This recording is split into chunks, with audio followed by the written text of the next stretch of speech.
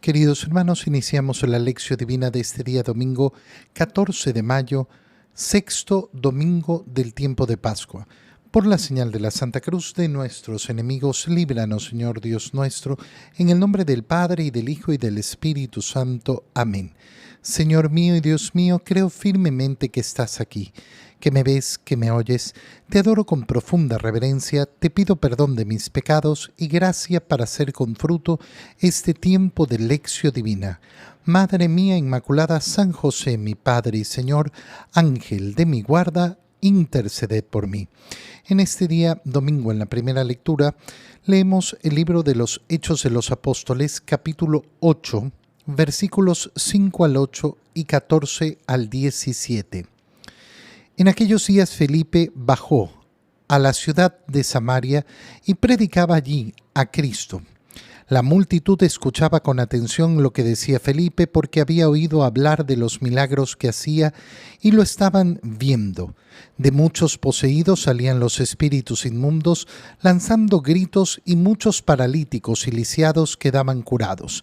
Esto despertó gran alegría en aquella ciudad.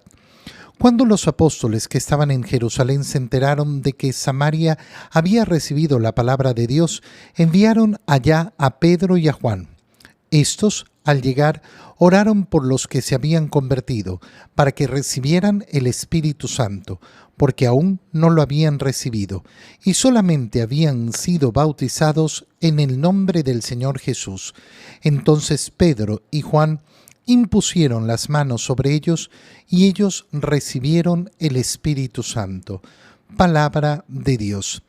Es importantísima la lectura que acabamos de hacer porque nos muestra no solo esa prosperidad de la Iglesia, sino que además nos muestra con claridad los dos sacramentos del bautizo y de la confirmación. Y hay que recordar que estamos caminando justamente en este tiempo de Pascua hacia Pentecostés. Cada vez estamos más cerca. El domingo 28 de mayo estaremos celebrando esa fiesta de Pentecostés. Estaremos llenándonos en la alegría de la gracia, de la fuerza del Espíritu Santo. Y Pentecostés significa, lógicamente, el inicio propiamente de la vida de la Iglesia, porque es cuando la Iglesia sale. Es decir, los discípulos de Jesús salen a predicar el Evangelio y comienza esa predicación. La escena que acabamos de leer ocurre después de la muerte del protomártir, del primer mártir, Esteban, que ha sido elegido como diácono y después es martirizado. Y después de ese martirio empieza la primera gran persecución a la Iglesia. Y ya veíamos en las semanas anteriores, en la lectura del libro de los Hechos de los Apóstoles, cómo los discípulos de Jerusalén tuvieron que salir, escapar de Jerusalén, pero eso trajo como consecuencia la predicación en otros lados. Y se nos mostró esa predicación además de Felipe. Felipe bajó a la ciudad de Samaria. Samaria es importantísimo porque el Señor ha pasado varias veces por Samaria, a veces ha sido recibido, a veces no ha sido recibido. Se produce esa gran escena con esa samaritana a la cual el Señor le pide dame de beber junto al pozo. Y entonces es esa predicación que llega y que cumple la palabra del Señor. Porque el Señor le había dicho a esa samaritana, llegará el momento, y ya está aquí, en que ni en este monte ni en Jerusalén se dará verdadero culto a Dios. Porque ese culto se extenderá a todas las naciones. Y entonces esa predicación del Evangelio que está realizando Felipe es importantísima. La multitud escuchaba con atención a Felipe. ¿Por qué? Porque su predicación va acompañada de muchos milagros. De muchos poseídos salían los espíritus inmundos y muchos paralíticos y lisiados quedaban curados. ¿Qué despierta esto? La alegría de aquella ciudad y la conversión. Cuando en Jerusalén se enteran los apóstoles de lo que está sucediendo con la predicación de Felipe, son enviados Pedro y Juan hacia allá. ¿Qué hacen al llegar? Estos al llegar oraron por los que se habían convertido para que recibieran el Espíritu Santo. ¿Cómo se recibe el Espíritu Santo? Orando. Orando por el otro, orando por aquellos que van a recibir el Espíritu Santo. Y nos dice que solo habían recibido el bautizo. Por eso decíamos al inicio que es importantísima esta lectura, porque diferencia el sacramento del bautizo del sacramento de la confirmación. Lo podemos ver diferenciado justamente en que el Señor le dice a sus discípulos que ellos ya han sido lavados, ya han sido purificados. Esto se los dice en la última cena. No necesitan limpiarse más, solo los pies. Ya ustedes han sido purificados, pero después llegará Pentecostés, cuando recibirán los dones, el Espíritu Santo, esa acción fecunda del Espíritu Santo. Entonces vemos esos dos sacramentos y es importantísimo tenerlo claro, porque en la conformación actual de la Iglesia justamente llevamos a los niños a bautizar y los padres se comprometen el día de su bautizo ¿a qué?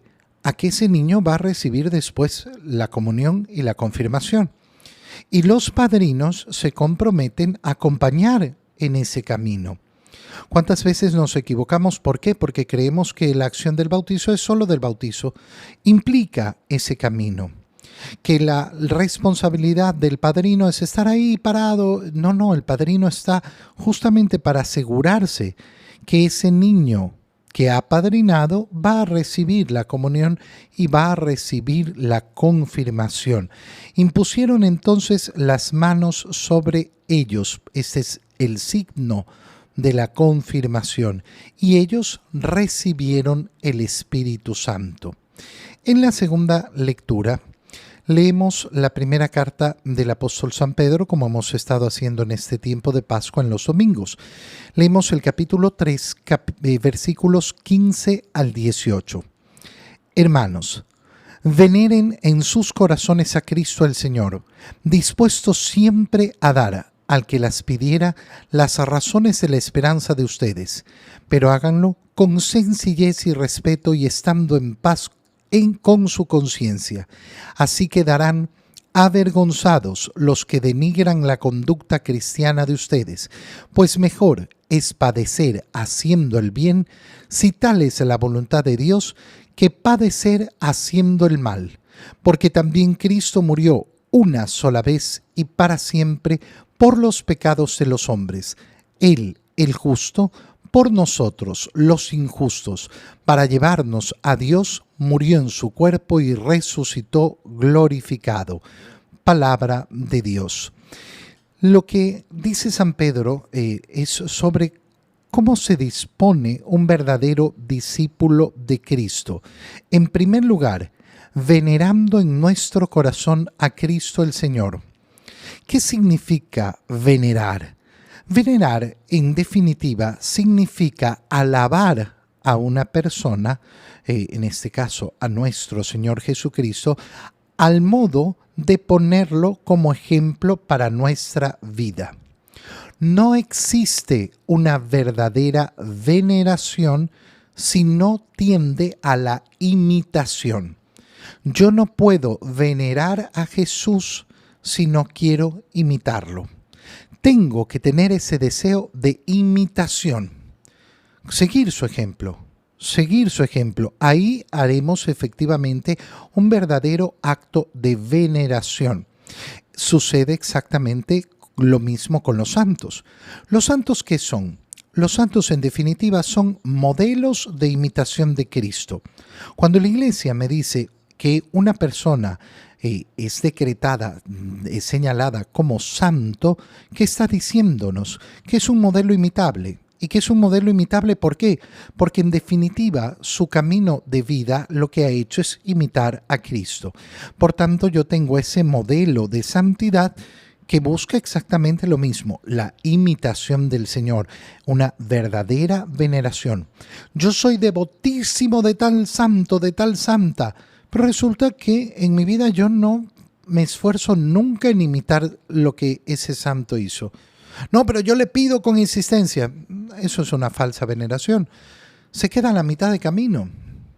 Se queda a la mitad de camino. Ese pedir la intercesión de los santos es un acto de veneración que debe ir acompañado con ese deseo de imitar el ejemplo. Imitemos entonces a Cristo, venerémoslo de verdad, dispuestos a dar siempre al que las pidiera las razones de la esperanza de ustedes. Esta es una frase gigante, enorme, preciosa. ¿Qué tenemos que estar dispuestos? Siempre a dar. ¿A dar qué cosa? Las razones de nuestra esperanza, es decir, saber explicar por qué seguimos el camino de Cristo. ¿A quién se lo vamos a dar? A quien lo pidiere, no a quien no lo pide. Eso es importante, es sumamente importante, porque nos señala el camino de la evangelización, que no es un camino de la imposición. No se va a realizar una evangelización a través de imponer el evangelio ni de obligar al evangelio. Yo tengo que ser capaz de, a quien me lo pide, darle las razones de mi esperanza. ¿Y eso qué me dice? Que tengo que ser capaz de explicar por qué creo lo que creo, por qué hago lo que hago. Yo no puedo ser un verdadero imitador de Cristo si no tengo las respuestas, aunque sean muy simples, aunque sean muy sencillas, porque además eso es lo que nos dice Pedro. Háganlo con sencillez y respeto. Háganlo con sencillez y respeto. Qué terrible es cuando nos preguntan, oye, ¿tú por qué vas a misa los domingos? Ay, porque hay que ir. Punto. No estoy dando una razón. Y no dar una razón significa vivir una fe irracional. No, yo no tengo una fe irracional, yo tengo un motivo por el cual hago lo que hago. Y un motivo muy cuerdo y muy lógico, de acuerdo a la lógica de la salvación. No hay nada, ningún tema en el cual la iglesia guarde silencio. Ah, no, aquí hacemos esto porque lo hacemos y punto. No. Todo en la iglesia siempre tiene una explicación y una explicación racional. Háganlo con sencillez y respeto, estando en paz con su conciencia. ¿Cómo voy a evangelizar bien? Voy a evangelizar bien en la medida que estoy en paz con mi conciencia. ¿Qué significa? Que no predico lo que no practico. Porque si predico lo que no practico, entonces no voy a tener paz en mi conciencia. Voy a ser un hipócrita. Y entonces me esfuerzo. No significa que siempre lo logro. No significa que soy perfecto y que nunca peco. Sino que vivo la misericordia de Dios. Que peco, pero pido perdón de mis pecados y los reconozco y me vuelvo a levantar. Porque la historia del cristianismo es historia de lucha. Y de lucha hasta el último día. El mundo siempre quiere tirar abajo diciendo, ay, pero tú también eres un pecador. Sí, claro, lógico. Por la puerta de la iglesia, ¿quiénes entran? Los pecadores que quieren redención, que buscan al Salvador. No es el lugar donde entran los perfectos que no necesitan al Salvador. El Señor esto lo dijo con suma claridad.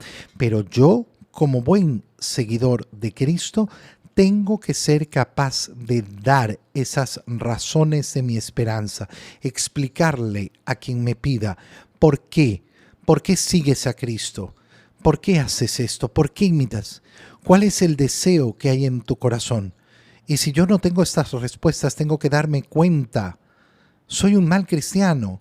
Soy un cristiano que no está preocupado de formarse para saber dar respuestas de mi esperanza a quien me las pide. En el Evangelio, leemos el Evangelio de San Juan, capítulo 14, versículos 15 al 21. En aquel tiempo Jesús dijo a sus discípulos, si me aman, cumplirán mis mandamientos. Yo le rogaré al Padre y Él les dará otro Paráclito, para que esté siempre con ustedes, el Espíritu de la verdad. El mundo no puede recibirlo, porque no lo ve ni lo conoce. Ustedes, en cambio, sí lo conocen porque habita entre ustedes y estará en ustedes. No los dejaré desamparados, sino que volveré a ustedes. Dentro de poco el mundo no me verá más, pero ustedes sí me verán, porque yo permanezco vivo y ustedes también vivirán. En aquel día entenderán que yo estoy en mi Padre y ustedes en mí y yo en ustedes. El que acepta mis mandamientos y los cumple, ese me ama.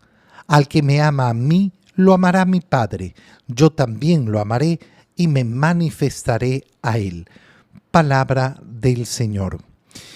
Estamos en el capítulo 14 de San Juan, donde Jesús está hablando a sus discípulos en la última cena. ¿Y qué les dice? Si me aman, cumplirán mis mandamientos. Qué importante. El amor se obra. El amor se obra. El amor no se siente. El amor se obra. Puedo estar cargado de sentimientos. Qué bueno, qué maravilla. Qué maravilla tener sentimientos hermosos, tener sentimientos profundos, tener sentimientos de todo tipo. Pero el amor no se define por el sentimiento. El amor se define porque se decide obrar. Ahí donde no hay la decisión de obrar, no hay amor. Por tanto, si me aman, van a cumplir mis mandamientos. ¿Y qué va a suceder? Yo le rogaré al Padre y Él les dará otro paráclito, otro que les va a dar consuelo. ¿Qué palabra más importante esta? ¿Por qué? Porque nos está explicando el Señor cómo el Espíritu Santo es otro, siendo que Jesús nunca ha dicho que hay más de un Dios. Siempre ha mantenido la fe que se le ha dado al pueblo israelita. ¿Cuántos dioses hay? Uno. El Señor, tu Dios, es uno solo. Y a Él lo amarás con todo tu corazón, con toda tu alma. Pero resulta que en esa revelación de quién es ese Dios, Jesucristo nos muestra al Padre y se presenta como el Hijo. Y el Padre habla del Hijo en las teofanías que ocurren en el Nuevo Testamento. Y ahora nos habla de otro.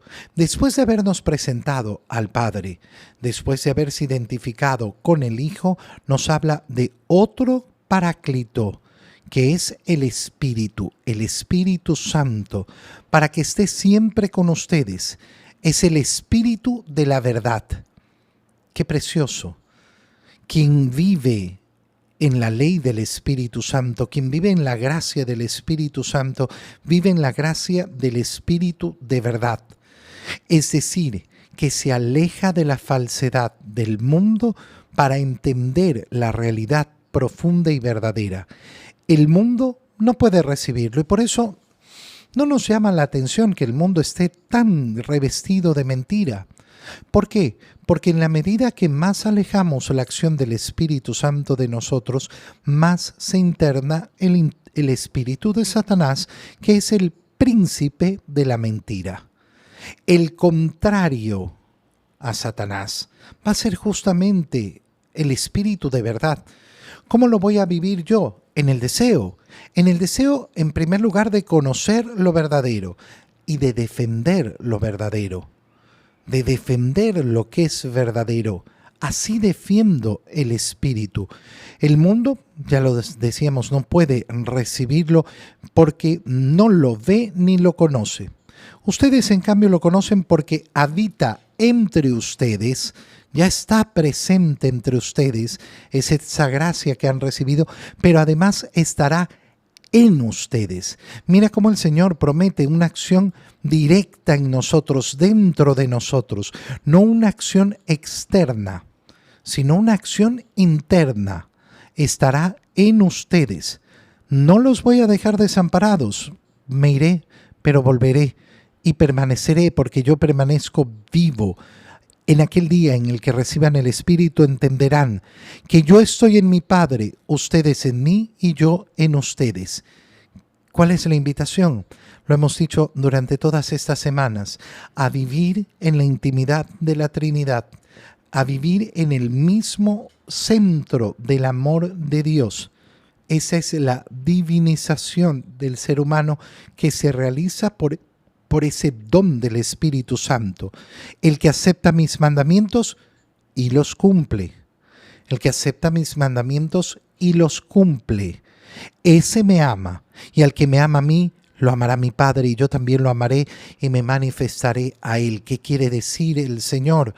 Van a entrar en la dinámica del amor divino, no el amor humano, sino que ese amor humano será elevado al mismo grado del Creador. Y el Creador es amor entre el Padre y el Hijo y en el Espíritu Santo, y nosotros invitados a participar de ese mismo amor, de esa misma grandeza, como si fuéramos parte de Dios, como si fuéramos nosotros parte de la misma divinidad. Te doy gracias, Dios mío, por los buenos propósitos, afectos e inspiraciones que me has comunicado en este tiempo de lección divina. Te pido ayuda para ponerlos por obra. Madre mía Inmaculada, San José, mi Padre y Señor, Ángel de mi guarda, interceded por mí. María, Madre de la Iglesia, ruega por nosotros.